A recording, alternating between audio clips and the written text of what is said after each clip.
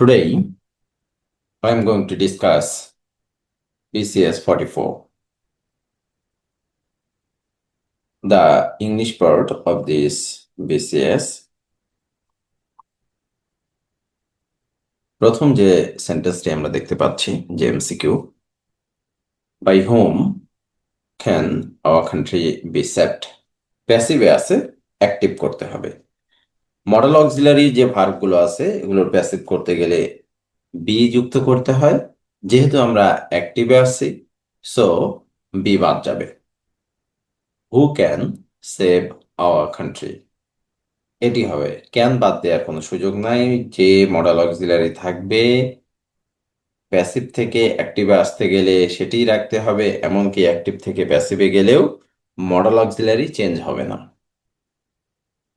Don't close the door, এটি passive করতে বলছে। ইম্পারেটিভ সেন্টেন্সের প্যাসিভ করতে গেলে আমাদের লেট ইউজ করতে হয়। যেহেতু নেগেটিভ একটি সেন্টেন্স, এই জন্য লেটের পরে নট আসবে, এরপর অবজেক্ট দ্য ডোর, বি ভার্বে পাস্ট পার্টিসিপল ফর্ম ক্লজ হয়ে গেল ক্লজড।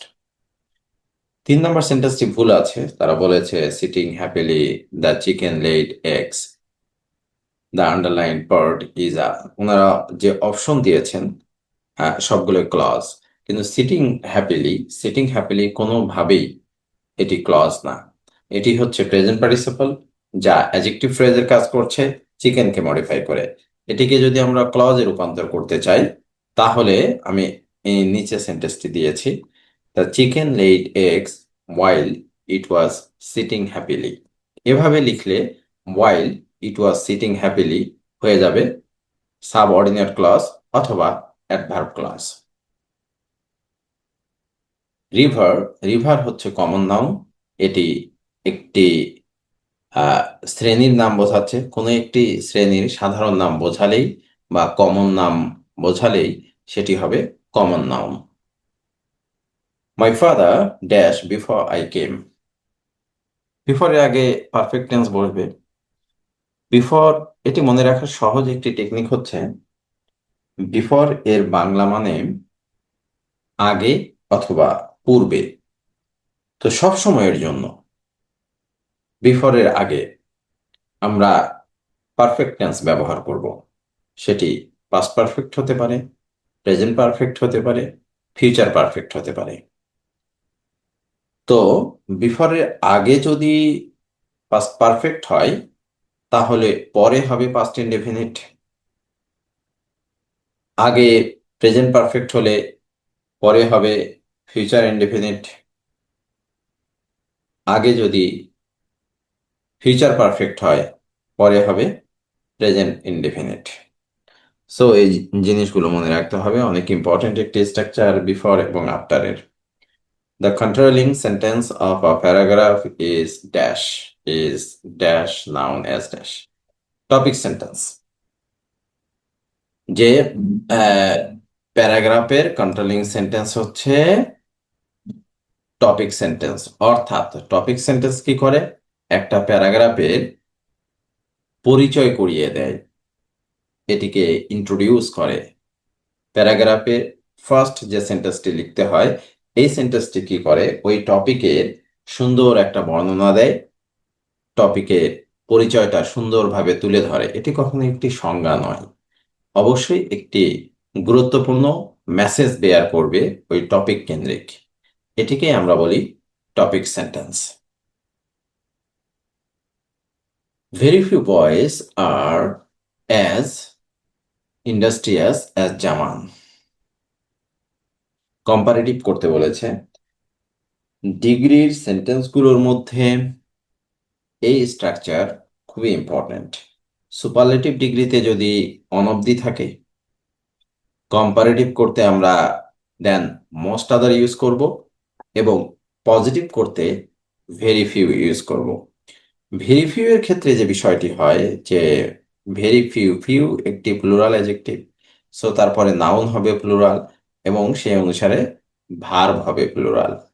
কিন্তু যখন এই পজিটিভ সেন্টেন্সটিকে আমরা কম্পারেটিভ বা সুপারলেটিভ করতে যাব তখন এই ভার্বটা সিঙ্গুলার হয়ে যাবে। তাহলে এক্ষেত্রে আমাদের সাবজেক্ট হয়ে যাচ্ছে জামান, জামানের পরে ইজ বসে, তো জামান is.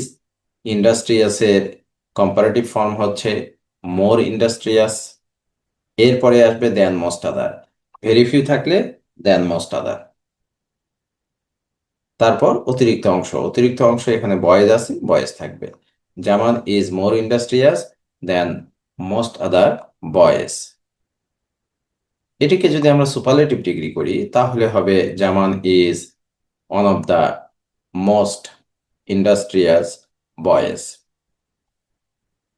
Your opinion is identical dash mine, আইডেন্টিক্যালের সঙ্গে উইথ হয়। Your opinion is identical with mine এর অর্থ হলো তোমার মতামত আমার মতামতের সঙ্গে একদম মিলেছে। দুটো জিনিসের মধ্যে মিল দেখানোর জন্য আমরা আইডেন্টিক্যাল উইথ ব্যবহার করি। ভাইটাল খুবই সহজ একটি এবং খুবই পরিচিত একটি ওয়ার্ড, এটি অ্যাডজেক্টিভ সবসময়ের জন্য। টু গেট অ্যালং উইথ অর্থ টু অ্যাডজাস্ট।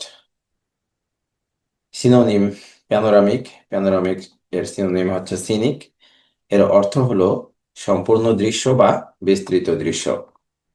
স্লোথফুল, স্লোথফুলের অ্যান্টোনিম হচ্ছে এনার্জেটিক। বাই অ্যান্ড লার্জ, যার অর্থ হলো মোটের উপর, সামগ্রিকভাবে বা সাধারণভাবে, অর্থাৎ মোস্টলি।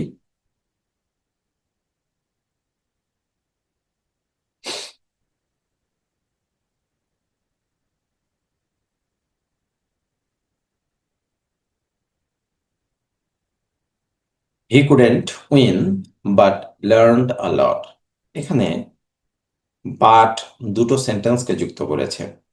যেহেতু দুটো সেন্টেন্সকে যুক্ত করেছে তাহলে বাট হবে এখানে কনজাংশন। কনজাংশনের ফাংশন কি? দুটো ওয়ার্ড, দুটো ফ্রেজ, দুটো সেন্টেন্সকে যুক্ত করবে।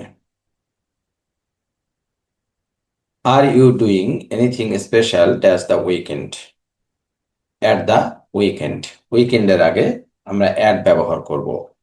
ওয়ান ব্যবহার করা যায়, তবে সেটি আমেরিকান ইংলিশ। যেহেতু আমাদের দেশে আমরা ব্রিটিশ ইংলিশ ফলো করি, so we have to use at. Ship, ইংলিশে অনেকগুলো ওয়ার্ড আছে যাদের সিঙ্গুলার এবং প্লুরাল একই রকম। এই ওয়ার্ডগুলোর 10টা ওয়ার্ড আমি এখানে দিয়েছি। এর বাইরেও আরো অনেক আছে, তবে ফ্রিকুয়েন্টলি যেগুলো বারবার এক্সামগুলোতে ফেস করতে হয় সেই ওয়ার্ডগুলোর মধ্যে এগুলো বিশেষ এই কোশ্চেন হয়েছে এখানে। Sheep, fish, deer, aircraft, species, অ্যাডমিশনগুলোতে কোশ্চেন হয়েছে। এই শব্দগুলো মনে রাখলে অনেকটা ইজি হয়ে যাবে, তবে এর বাইরেও অনেকগুলো শব্দ আছে। অ্যাবিলিটি, অ্যাবিলিটির ভার্ব ফর্ম হচ্ছে ইনএবল। অ্যাবিলিটি নাউন, এর ভার্ব হচ্ছে ইনএবল।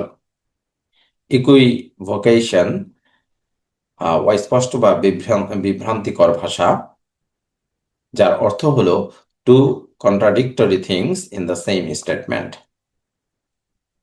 এখানে ইনকারেক্ট বানান, ইনকারেক্ট বানান, ইনকারেক্ট বানান হচ্ছে reminiscence.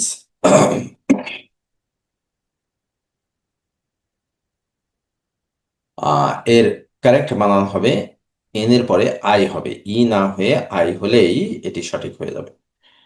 Which of the following words is spelled correctly, এখানে সি নাম্বারটা কারেক্টলি স্পেল করা হয়েছে, অর্থাৎ সি নাম্বার বানানটা সঠিক। তো এই ছিল 44 BCS এর আলোচনা। If you face any problem you can share with me, then of course I will discuss that or solve that. Thank you.